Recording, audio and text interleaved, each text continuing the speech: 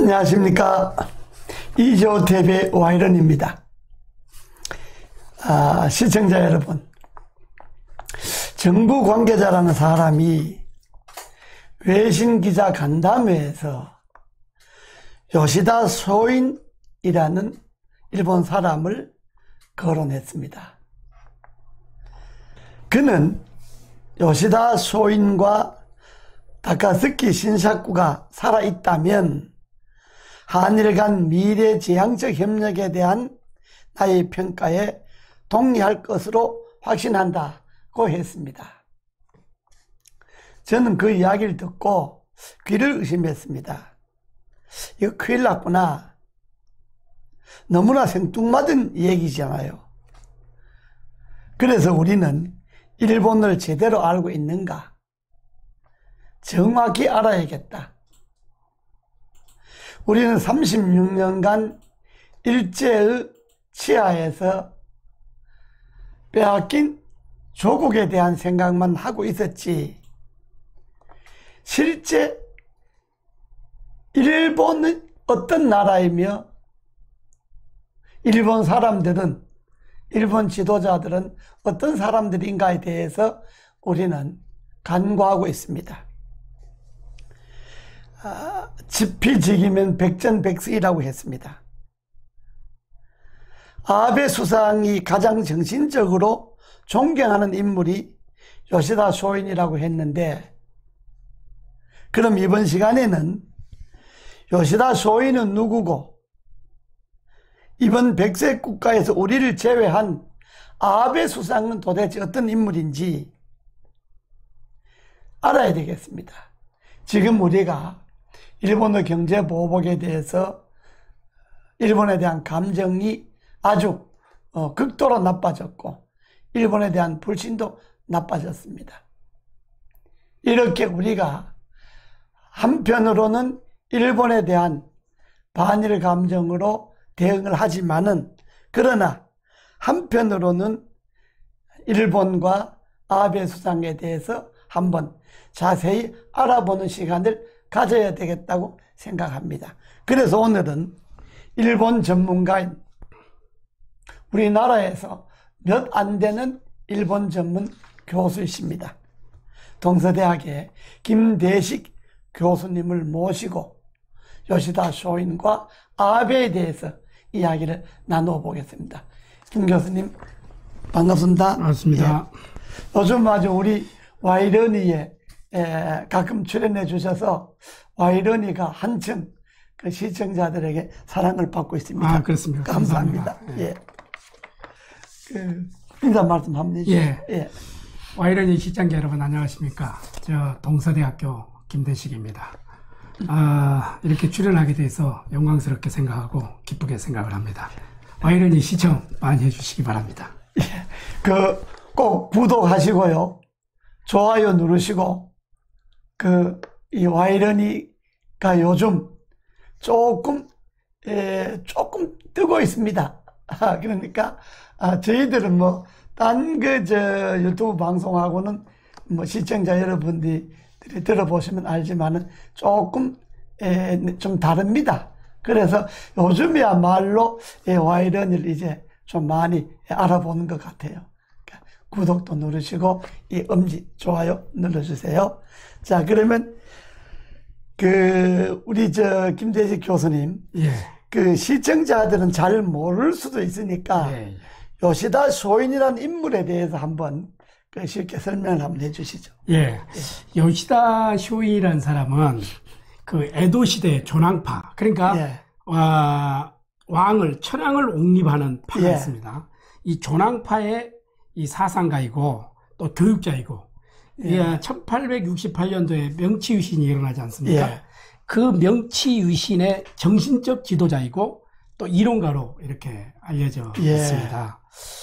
이 사람이 쓴 그 유수록이라는 이런 책이 있어요. 유수록이라는 예. 책이 있는데, 여기에 이제 정한론과 대동아 공영론 등을 주장해서 일본 제국주의 팽창에 큰 영향을 끼쳤던 인물입니다. 그 요시다 쇼인이 대동아 공영론 썼구만요. 그렇습니다. 그리고 예.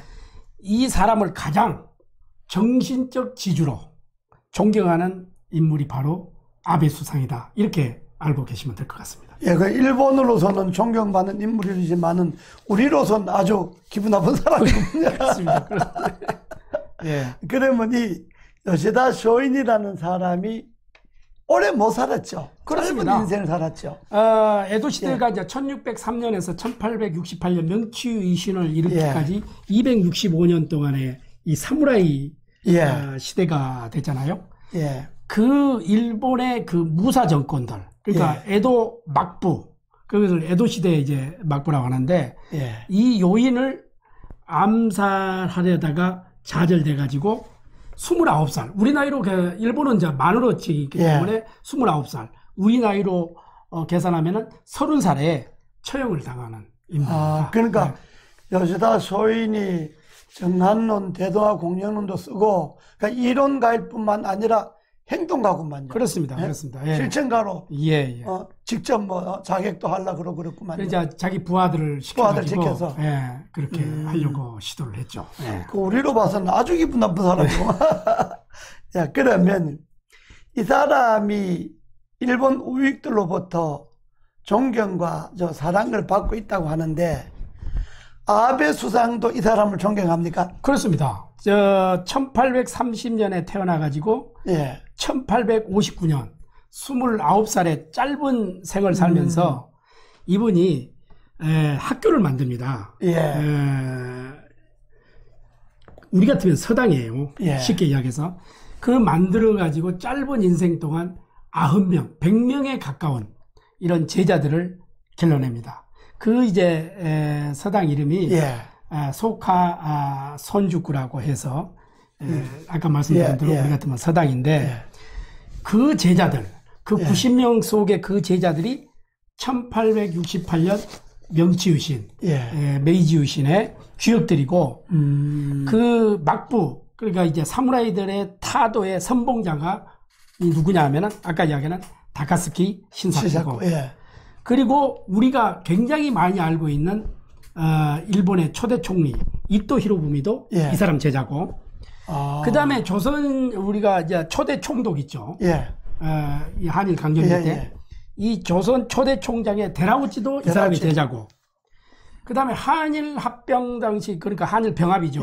병합 당시 총리가 가스라라는 사람인데 이 사람도 이 요시다 쇼인의 제자고, 그의 교육이 일본의 부국강병에 크게 기여했지만은 우리로 봐서는 조선 침략 이데올로기에 원형을 제공했다 하는 인물이 바로 이 요시다 쇼인이다, 이렇게 말씀할 수가 있습니다. 그러니까 가스라 때부터 밀약했던 그 가스라도 요시다 쇼인의 제자입니까? 요시다 쇼인의 제자입니다. 그러니까 아베가 이게 겉으로 뭐 하는 게 아니라 요시다 쇼인의 정신을 이어받아 갖고 요시다 쇼인의 소위 그 정난론, 그걸 이 사람이 다시 한번 생각하는 것, 그런 그 맥락으로 봐야 되겠네요. 여러 가지 지금 측면이 있지만은 이 아베라는 인물을 우리가 정확하게 좀 탐구하고, 아까 이렇게 말씀하셨다시피 지피지기면 백전백승이다 하고 일본을 정확하게 알아야 됩니다.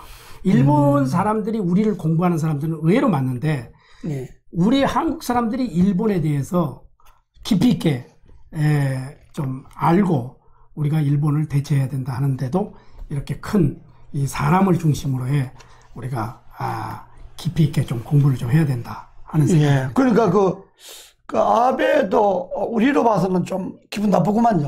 요시다 쇼인을 존경한다니까. 그 아베는 도대체 어떤 사람입니까?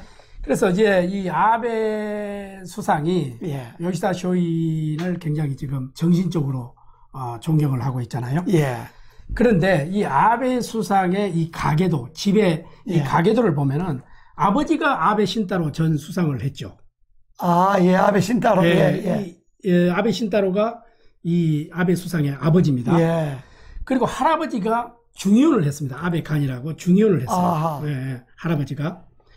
그런데 가장 아베가 또 이렇게 그 정신적인 정책, 이것은 할아버지 이 기시 노부스케라는 분입니다. 기시 전 총리였죠. 기시노부스케가 아베 할아버지입니까? 예, 할아버지입니다. 예. 예, 할아버지죠. 외할아버지. 예. 이 아베의 어머니가 아베 요코라는 분인데 예. 이분이 어떤 이야기를 하냐면은 우리 아베는 예. 외모는 아버지를 닮았지만은 정책은 외할아버지인 기시노부스케를 닮았다.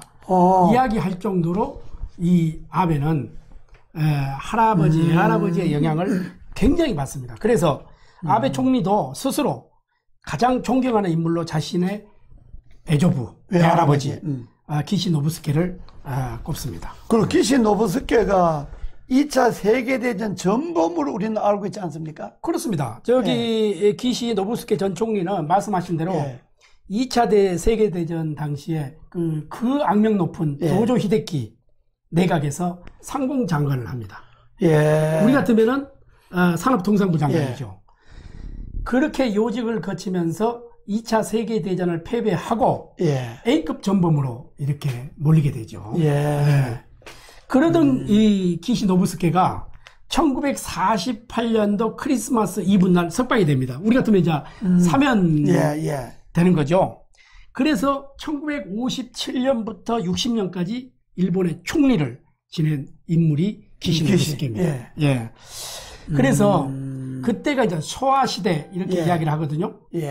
일본의 소아시대는 1926년부터 1989년까지 이 소아시대입니다. 그때 이제 이 기시노부스케에게 붙인 별명이 불사조 이런 별명을 얻게 되죠. 그러니까 기시노부스케가 전후 미국에 의해서 만들어진 일본 헌법은 일본혼을 파괴한 것이다. 그러니까 그 헌법은 개정돼야 한다 하고 헌법 개정에 아주 그 기시노부스케가 힘을 쓴 인물 아닙니까? 그렇습니다. 1958년 기시노부스케가 미국을 방문합니다.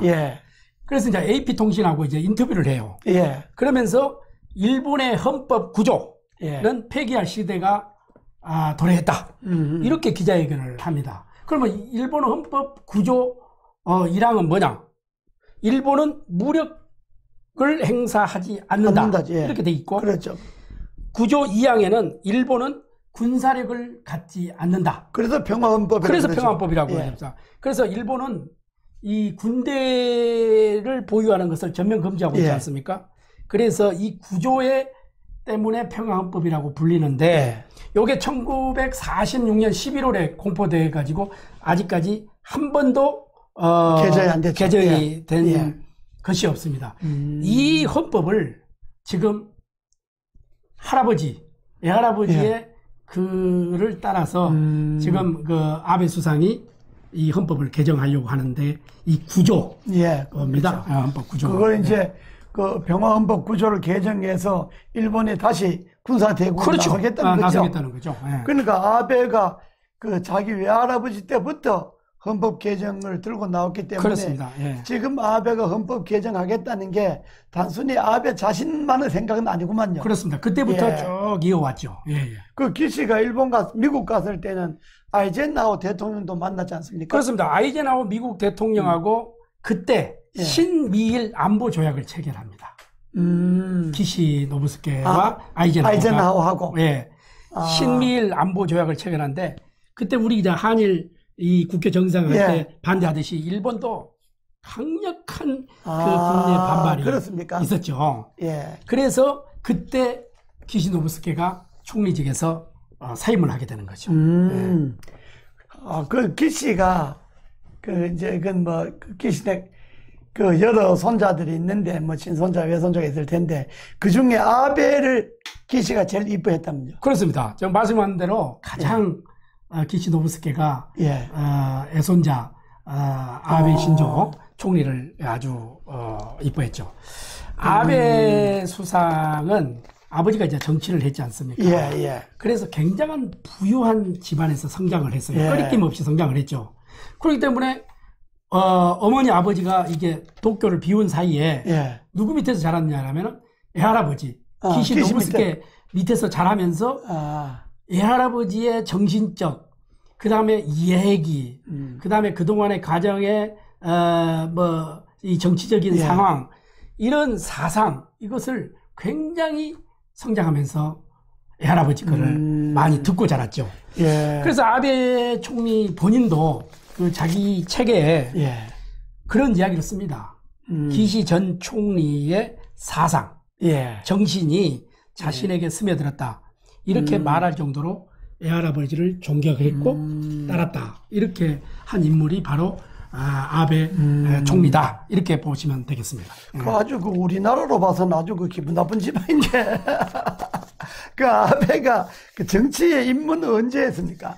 참 재미있는 에피소드가 있어요. 아베가 이제 아주 부유한 집안에서 성장하면서 부족함이 없이 성장을 했잖아요. 자신이 고등학교 시절에 고등학교 선생님이 이런 이야기를 해요. 신미일 안보 조약에 대해서 굉장히 비판을 합니다.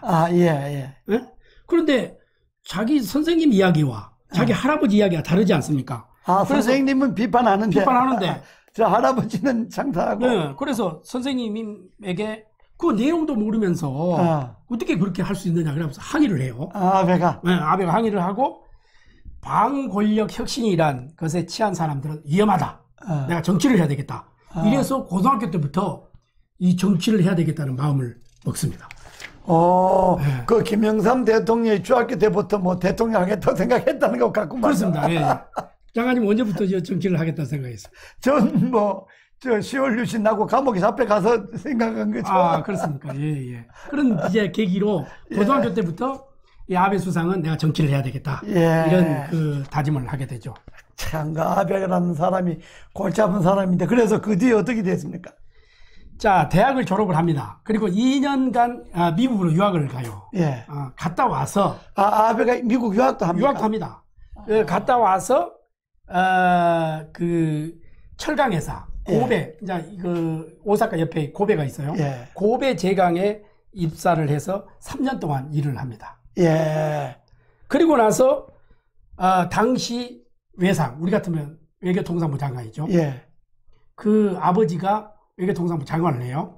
그때 자기 비서관으로, 아버지 비서관으로 들어갑니다. 그래서 이제 정치에 입문하게 되죠.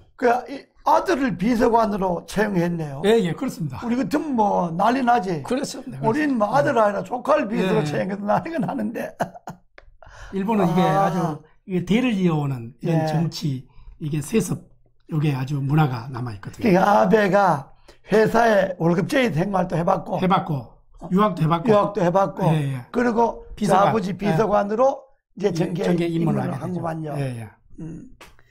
그런데 그 야마구치 현이라는 게 일본의 그 아베가 그 자란 곳이 야마구치입니까? 그렇습니다. 지금 그 아버지의 이제 지역구가 야마구치 현입니다. 아버지 지역구가 그러니까 아베 신타로. 아베 신타로. 그런데 이 1991년에 아베 신타로 이 아버지가 돌아가십니다. 죽습니다. 사망하자 그 지역구를 아베 수상이 물려받아요. 아버지가 죽고 아들이 물려받구만. 물려받습니다. 그래서 1993년에 중의원이 됩니다. 중의원에 당선돼서 이제 정치 생활이 시작되는 겁니다. 그게 그 중의원 당선되는 게 야마구치 현에서. 그렇습니다. 1993년에. 그래서 이제 거기서 내리 당선을. 그게 초선이 된 겁니다. 그렇죠. 초선이죠. 그때 93년에 초선이 되는 겁니다. 이 야마구치 현이라는 게 일본의 메이지 유신의 본산지 아닙니까? 그렇습니다. 말씀하신 대로 야마구치 현은 일본 메이지 유신의 본산지입니다. 야마구치 현을 옛날에는 뭐라고 하냐면은 조슈라고 그랬죠. 그리고 사스마, 지금의 이제 가고시마. 그거를 사초 이래가지고 이 사초 동맹 거기서 말이 나오죠. 야마구치현과 가고시마. 그래서 이 조수현과 사초 이거를 연결하는 그런 사초 동맹이 여기서 말이 나오죠. 그래서 이 한 그 동맹의 한 축이라고 불릴 수 있는 곳이 야마구치현이죠. 그러니까 이 조선을 공격해서 차지해야 되겠다는 정한론이나 대도와 공영론을 주장한 곳도 야마구치. 그렇습니다. 정한론과 대도와 공영론을 주장한 에도 막부의 사상가, 아까 말씀하신 요시다 쇼인이 바로 야마구치현 출신이죠.